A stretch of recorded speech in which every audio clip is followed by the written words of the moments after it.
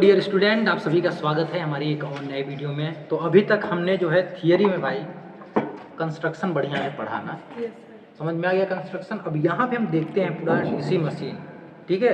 आज सिर्फ हम इसका कंस्ट्रक्शन देखेंगे, वर्किंग नहीं देखेंगे ना। तो देखिए हमने सबसे पहले क्या पढ़ा था भाई, डीसी मशीन का स्टेटर पढ़ा था ना, जिसे हम बॉडी कहते थे, योग कहते थे, है ना। बॉडी कहते थे और योग कहते थे, फ्रेम। तो बताइए हम इसको बॉडी स्टेटर कब कहेंगे? क्या अभी हम इसको स्टेटर कह सकते हैं? नहीं। जब हम डीसी मशीन को पूरा बढ़िया से सजा के तैयार कर देंगे, फिट कर देंगे, क्योंकि ये डीसी मशीन का घूमने वाला भाग नहीं है, स्थिर भाग है। देखिए यहाँ पे कसा रहता है ना, यहाँ से, यस सर, ठीक है। इसका बेस है, एकदम जुड़ा रहता है बेस से, ये घूमता नहीं है, हिलता नहीं है, तो ये स्थिर भाग है।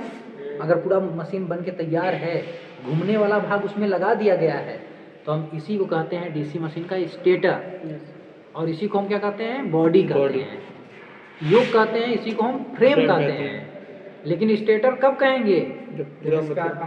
हाँ, पूरा जब कंप्लीट रहेगा, तैयार रहेगा। डीसी मशीन का, क्योंकि ये स्थिर भाग है ना। यस सर, इसीलिए हम इसको कहते हैं स्टेटर। भाई मशीन की बॉडी तो ये भी है, पंखा, लेकिन हम बॉडी को यहाँ स्टेटर नहीं करते। जो पंखा है, सीलिंग फैन है आपका, यस सर, उसका तो बॉडी घूम रहा होता है, तो हम उसको स्टेटर कहेंगे क्या? नो सर, नहीं कहेंगे। तो भाई डीसी मशीन जब बन के तैयार हो गया, अब हम देख रहे हैं ये तो घूम ही नहीं रहा है, तो हम कहेंगे ये स्टेटर हो गया। मतलब डीसी मशीन का जो बॉडी है, फ्रेम है, योग है, वही स्टेटर होता है। ठीक। अब ये बात आती है किस चीज का बना होता है। तो बड़ी मशीन कास्ट स्टील का, छोटी मशीन कास्ट आयरन का। ये जो बॉडी होती है, बड़ी मशीन कास्ट स्टील का, यस सर, क्योंकि कास्ट स्टील की परमेबिलिटी हाई होती है, रिलैक्टेंस लो होता है। यस सर, तो हमें मैक्सिमम पावर मिले मशीन से, ठीक है, ज़्यादा लॉसेस ना हो, उसके लिए हम बड़ी मशीन जो यूज करते हैं वो किस चीज़ का करते हैं भाई?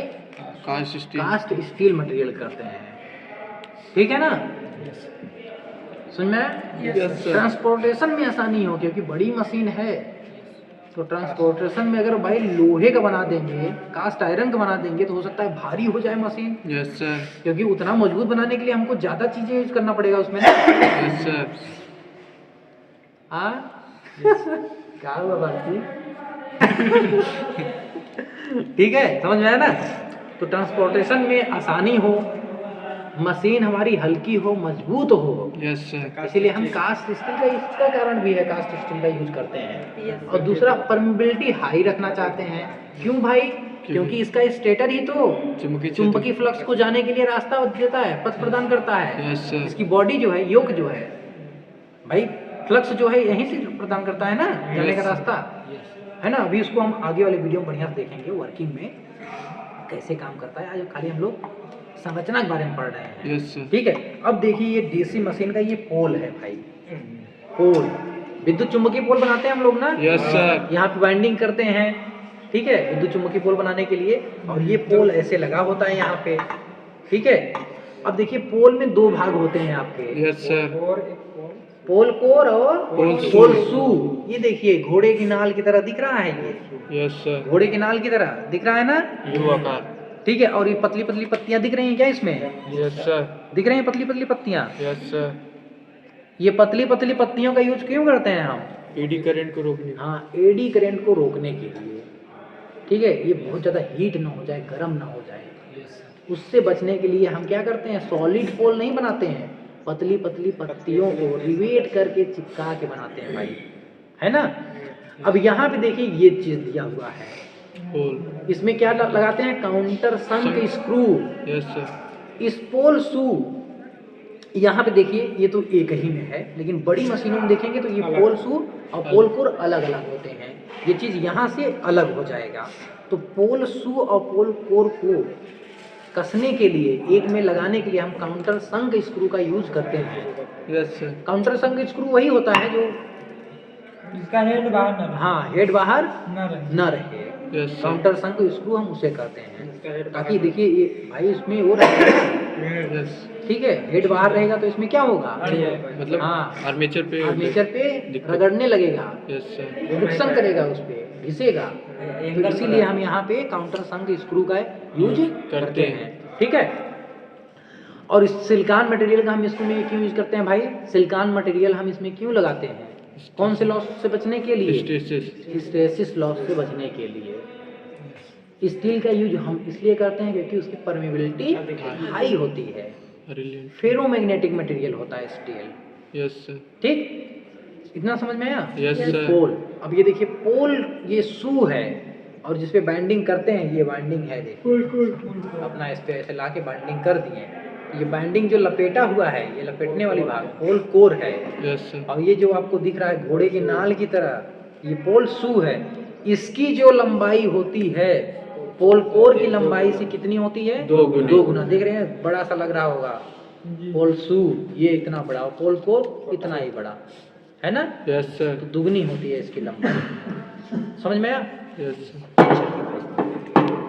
अब देखिए भाई, ब्रश के बारे में हमने पढ़ा था, ये है कार्बन ब्रश, ठीक है। कार्बन ब्रश का कितना भाग घिसना चाहिए, 1/3। तो बदल देना चाहिए, यस, 1/3। 1/3 भाग अगर घिस जाए, 1/3 मतलब 2/3 भाग बचा रहे। यस सर, मतलब 3 में से एक ही भाग घिसना चाहिए, तभी बदल दो भाई इसको, नहीं। ना, नहीं तो उस पर प्रेशर नहीं बना पाएगा, यस सर, है ना।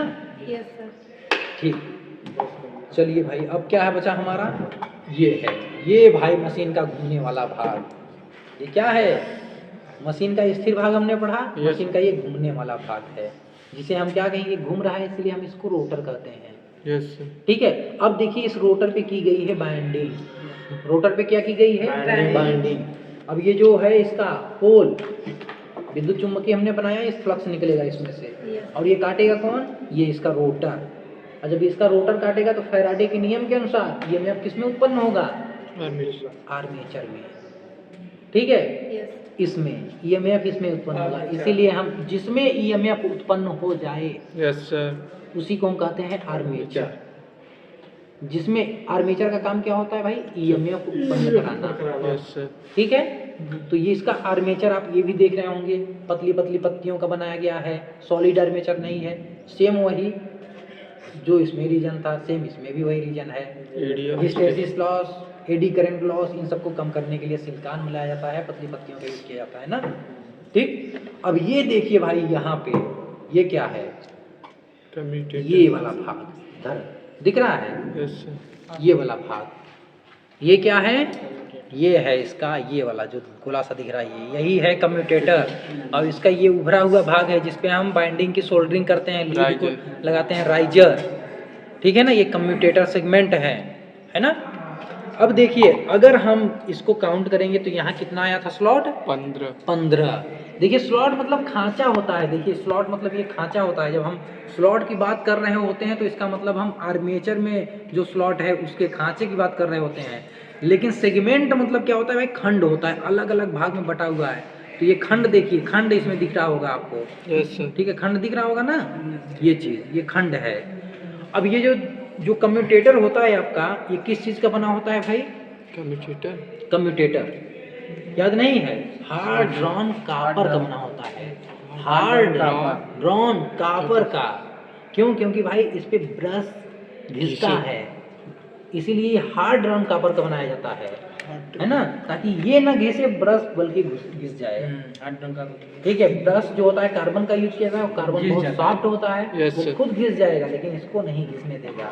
एक तो दूसरा ये हार्ड ड्रॉन कापर का बनाया गया है। यस सर, और इसके बीच में यहाँ पे आप दिखाइए एकदम बढ़िया से ला के पास, ये देखिए, ये जो बीच है इसमें माइका भरा जाता है, ठीक है, सर माइका नहीं, माइका, ठीक है। माइका जो होता है विद्युत का क्या होता है, कुचालक होता है, और उष्मा का सुचालक होता है। मतलब विद्युत का तो ये सपोर्ट नहीं करता है, लेकिन उष्मा का सपोर्ट करता है ये, यस सर, ठीक है। इसमें क्या भरा जाता है, ताकि इसके खांचे एक दूसरे से सटे ना, शॉर्ट ना हो, इसलिए हम इसमें माइका भर देते हैं बीच बीच में, है ना। माइका भर देते हैं बीच बीच में। और माइका की मोटाई कितनी होती है, 0.35, हाँ, 0.35 से 0.5 से 1 mm, 0.5 से 1 mm, ठीक है ना। ये पत्तियों की जो मोटाई होती है, लेमिनेशन की जो मोटाई होती है, वो 35 वो 0.35 से 0.5 0.5 तक इसके लेमिनेशन की मोटाई होती है। यस सर है ना, समझ में आया। यस सर और किसी बुक में और कुछ दिया है क्या? नो सर किसी में 0. तो चलिए इतना हम लोगों ने यहाँ पे देखा भाई कंस्ट्रक्शन के बारे में। बाकी हम और डिटेल्स में अब एक बार हम इसकी बाइंडिंग कैसे की जाती है नेक्स्ट वीडियो में देखेंगे। इसके लिए आप जो है वीडियो को लाइक और शेयर करते रहिए, आपको अच्छे अच्छे वीडियो समय समय पे मिलते रहेंगे। चलिए okay dear student, all the best for your bright and successful future. Bye bye, take care all of you. Thank you for watching my video.